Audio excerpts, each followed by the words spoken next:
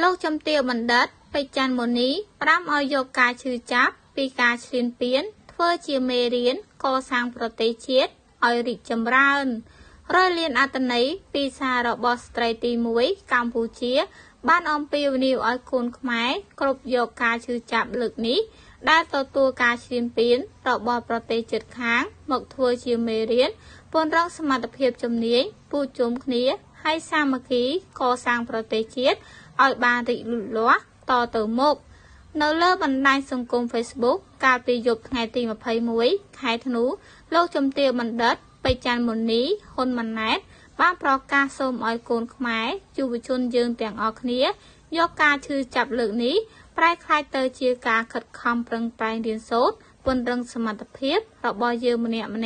រៀនឲ្យមានជំនាញរៀងៗខ្លួនពីព្រោះនៅពេលដែលធនធានមនុស្សយើងខ្លាំងប្រជាពលរដ្ឋយើងសាមគ្គីគ្នាយើងនឹងកសាងប្រទេសយើងឲ្យលូតលាស់បានតទៅទៀត